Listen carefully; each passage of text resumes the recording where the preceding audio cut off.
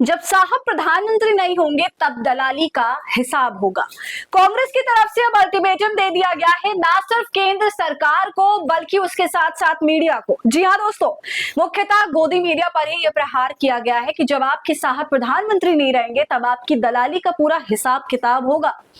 दोस्तों, गोदी मीडिया के दिन वैसे भी बहुत बुरे चल रहे हैं। चेहरा छुपाने की जगह नहीं मिल रही है, जो कोई देख रहा है हाथ साफ कर दे रहा है। मगर ऑडेसिटी देखिए, चरण चाकरी करने से बाज नहीं आ रहे। इसलिए अब ऐसा अल्टीमेटम दिया गया है जिससे पूरी गोदी मीडिया सावधान हो गई है।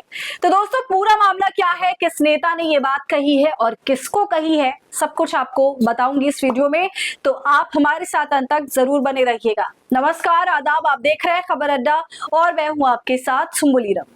दोस्तों, नेपाल में हमारे देश की मुख्य धारा की मीडिया के साथ क्या हुआ वो इस देश में किसी से भी नहीं छुपा। बहुत बुरा व्यवहार हुआ है उनके साथ, मगर ये सब कुछ किस बात के संकेत देता है? पहला सवाल ये है। दूसरा सवाल ये है कि आखिर उन रिपोर्टर्स के साथ, पत्रकारों के साथ ऐसा क्यों हुआ? क्या वे इसके जिम्मेदार थे?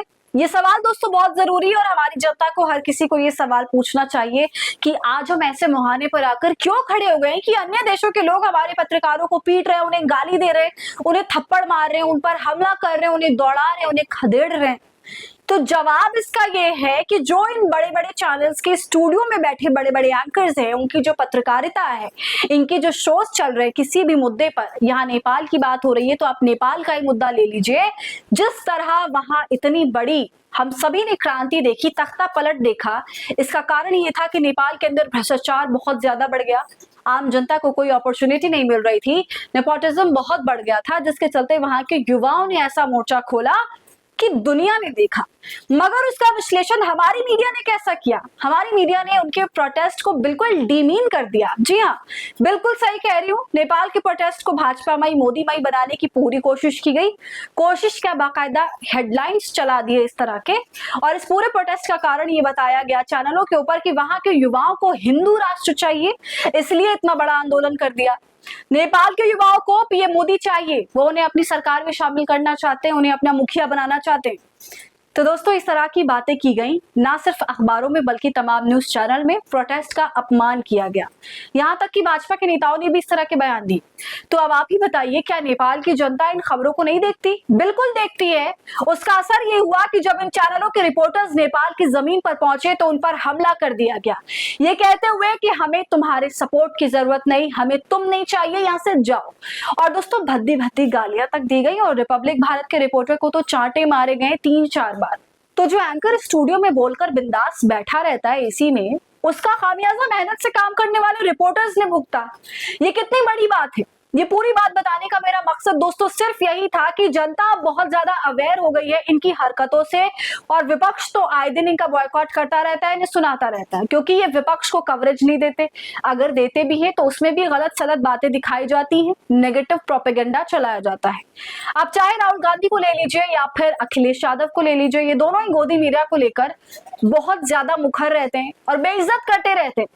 इस बार श्रीनिवास बीवी ने टिप्पणी कर डाली है रजत शर्मा के ऊपर, क्योंकि दोस्तों रजत शर्मा ने, उनके चैनल ने काम ही ऐसा किया है। आप सभी जानते हैं राहुल गांधी ने क्या खुलासा किया और वो कितना दमदार था। उसके अंदर बाकायदा लाइव सबूत को लाकर खड़ा किया, जिन्होंने प्रेस कॉन्फ्रेंस करी थी जिसमें वोट कटे, जिनके नाम और नंबर से अन्य लोगों का वोट काटने के लिए आवेदन किया गया। मगर असलियत ये है कि उन लोगों ने ऐसा आवेदन कोई किया ही नहीं था, कोई फॉर्म नहीं भरा। इस तरह के ढेरों सबूत राहुल गांधी ने प्रेस कॉन्फ्रेंस में लाकर रखे, देश भर को दिखा दिया कि देखो कैसे सेंट्रलाइज तरीके से रातों रात वोट काट दिए जाते हैं।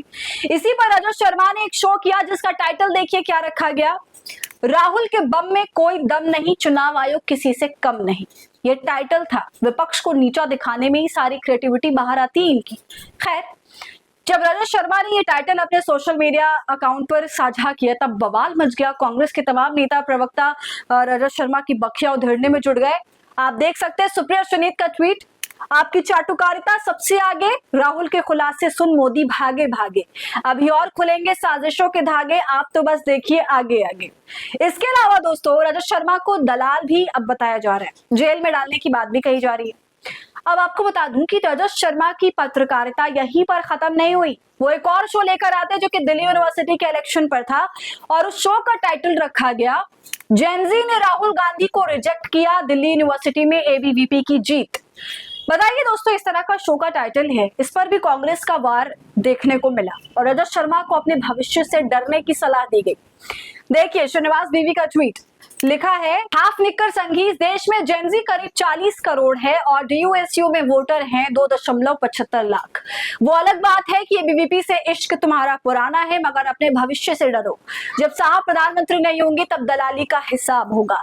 तो इस तरह का अल्टीमेटम गोदी मीडिया को दिया गया है कांग्रेस की तरफ से। वैसे सोचने वाली बात है, ऐसा एक भी शो रजत शर्मा ने भाजपा सरकार पर नहीं किया और ना ही मोदी को कभी कटघरे में खड़ा किया उन्होंने, जबकि इतने सालों में एक नहीं 1000 ऐसे मौके आए हैं। तो समझ आता है कि ये कितनी पत्रकारिता और कितनी चाटुकारिता। आपको क्या लगता है दोस्तों? हमें अपनी राय कमेंट कर जरूर बताएं। वीडियो को लाइक और शेयर करें। खबर अड्डा को यूट्यूब पर सब्सक्राइब कर ले।